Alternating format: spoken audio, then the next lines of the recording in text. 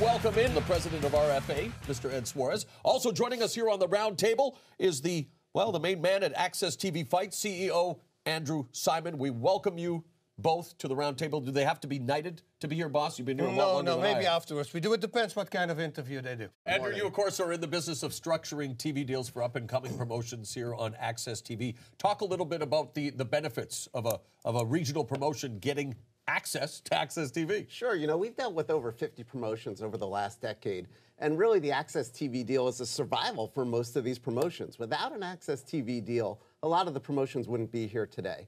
The fighters get to be seen domestically and internationally. The promotion gets sponsorship money, which they never would see otherwise. They get sponsorship, which is huge, really, from both sides, from the fighter side, also to the promotion side, like for Ed.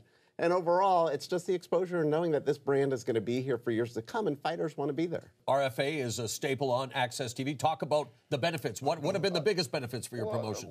Like Andrew said, being on TV is definitely, shoots you up into the elite because there's so many few, organizations that are live, not only nationally broadcasted, but internationally broadcasted throughout the world. So I think Access TV is a great partner. What we're trying to do there with the RFA and with other organizations like Legacy, and we're creating these developmental organizations we really create that middle ground. We're kind of like the college football of mixed martial arts. So we really let these guys see what it's like to be on national television, international television with lights, cameras, action. Because it's one thing to go and fight in a ballroom with 500 people, with those 500 people watching. It's another thing to fight sometimes we're doing arenas that are 4,000 or 5,000 people there. On top of that, being in potentially, probably over 100 million homes worldwide with all the distribution of our content throughout the world. Access TV has been very fortunate to have guys like you and Legacy, and you guys already co-promoted as well, because how many fighters did go to the UFC? It's like a feeder. Everybody wants to fight on that show. And that's the mission statement for your promotion, right? Yeah. Well, yeah. I mean, that's when I came on board, that was one of the things that I wanted. I wanted to develop guys for the UFC, and I believe the RFA now in 3 years has put over 40 guys into the UFC, not including how many people we've put into Bellator also. And the cage. You have the Octagon. You're allowed to use the Octagon. How did that come about? You're the only promotion that's allowed to use it other than the UFC. Basically, when I had the idea of wanting to become the developmental organization for the UFC, I was thinking, hey, let's get these guys used to fighting in the Octagon. So I approached Dana and Lorenzo and said, hey, this is what I want to do. I want to create a developmental league, and I want to have these guys used to fighting and what they're going to be fighting and when they come and fight for you guys. So that's how it all kind of came. Andrew, we are seeing the UFC with its Fight Pass streaming service, now Fight App as well. There's a big push to really bolster its programming, and we're seeing Glory Kickboxing even on Fight Pass, Pancrase, a bunch of different promotions. So what Access TV has done with Access TV Fights, as a guy who has traditional TV broadcast duties, why TV broadcast, the traditional TV broadcast over OTT right now? Well, the traditional TV broadcast gets you in far more homes today. I mean, at the current time, we're in 45 million homes domestically, like Ed says, a lot more internationally. Fight Pass, from what I understand, is in about 400,000 homes. So if you want to be seen, TV is the way to go today. And also, the deals are a lot better, frankly, on our network for the fight promotions, and it allows them to survive a lot longer than maybe some of these traditional over-the-top deals.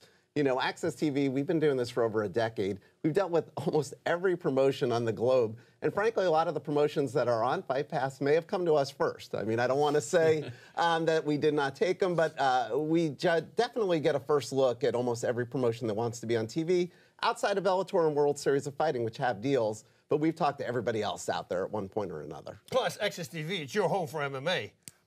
That's the reason. That's the real reason. But again, no, we've it been is. fortunate People know it. that people really do respect what we've done, and that the stars that have come out of our shows, from the Holly Holmes becoming, the champions, into Sage Northcutt recently, to Alan Joban at RFA. Tiffany Van Soest, who just signed with Invicta and Glory Kickboxing. And you look even at pro wrestling, which I know you have a hand in, from Daniel Bryan to Seth Rollins to Claudio Castagnoli or Cesaro. We build stars on our network, and we have a proven history of doing this for over a decade. And I think that's why people want to work with us. Yeah, even Joe Rogan, and other fighters, they all say they watch Access TV fights. We've built a brand that on Friday night, every Friday night, you get something from us. And again, with Fight Pass, I'm a big fan of Fight Pass and what they're doing.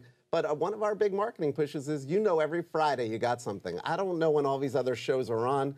Friday night, you got fights on Access TV. Ed, you're both a promoter and a manager. Yes. Is there a conflict of interest with managing fighters on the same card as RFA? Well, I can tell you that I could find a conflict of interest in just about anything that you do. I believe if you're an ethical person, you're an ethical person. And I can tell you that with the guys that we've worked with that have fought in the RFA, right off the bat, I tell them, if you fight on the RFA, do not look at me as your manager. I'm your promoter. That's the hat I'm wearing. I completely remove myself from the situation.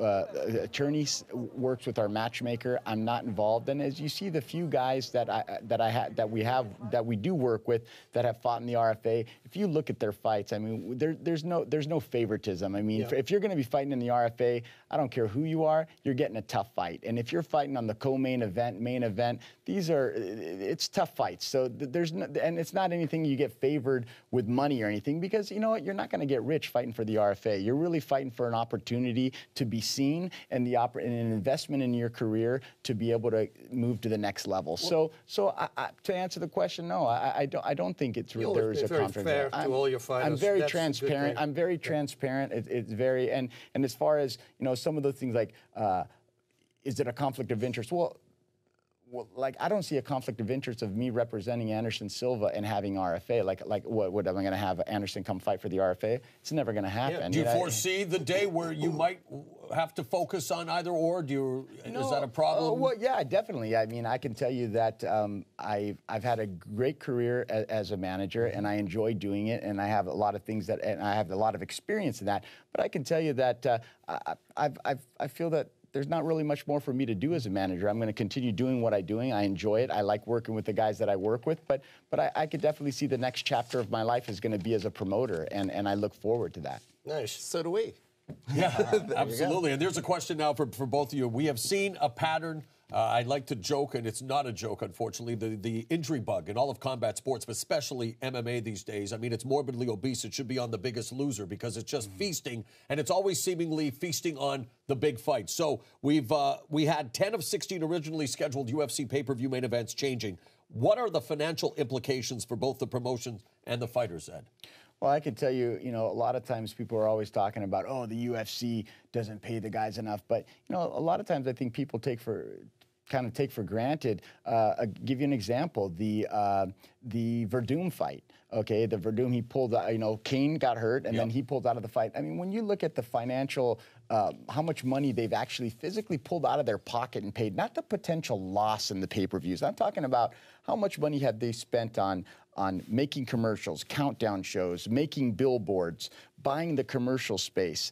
All that stuff, I mean, that's just, that could probably, I would say, I don't know, but I would assume up over $10 million they probably lose and stuff. Like the Jose Aldo fight with Conor McGregor. I mean, I heard rumors that commercial, that great commercial that they made of them walking, that production was $2 million just for that commercial. So you spend that. They're flying around on private jets doing that world media tour. They're doing billboard. Then what happens 2 weeks out? What are you going to replace all the bill? I mean, that is millions of dollars that people just sweep under the rug and be like, well, the numbers got to add up. It's got to go somewhere. And that's sometimes I feel that sometimes the promotion gets a short end of the stick because people just take for granted all the stuff that they lay out and there's no way to recuperate. Andrew, what are your thoughts? Yeah, I mean, I can talk to you exactly what Ed was saying on the marketing aspect and all that, but even as a network like we have, we used to actually send out cameras to our main events and co-main events, trying to film those features that everybody likes.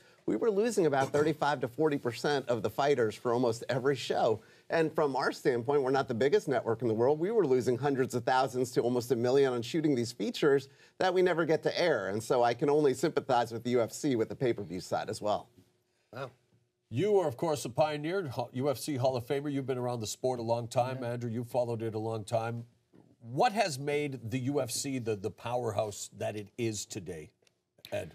I mean, we look back into, 15 years ago when Zuffa took over, and at that point in time, the sport wasn't even, it was almost kind of illegal. It wasn't even allowed on television. 3 states was legal. Yeah, and when they took over, I don't think anywhere, because once they took over is when Nevada and New Jersey approved it. what's made the UFC, they've invested in the sport. You know, they've believed in it. You know, it's real easy now for people to say, oh, this sport is worth $2, $3, $4 billion, the UFC. But back then, there wasn't anybody else digging in their pockets, putting in $45 million into the hole and giving it, you know, and going for it. And now we look here we are 15 years later with every state having a sanctioning body for mixed martial arts. So, I mean, really, not only just the UFC, but I think the sport of mixed martial arts is very grateful to the UFC, because without them, I don't think this sport would have crossed as many boundaries as it has. Andrew? Yeah, I mean, I think he's right on target. I mean, they put the money behind it. They're dedicated. They work nonstop. I mean, again, for anything you say about anybody, people always go, oh, that guy got lucky or this guy got that.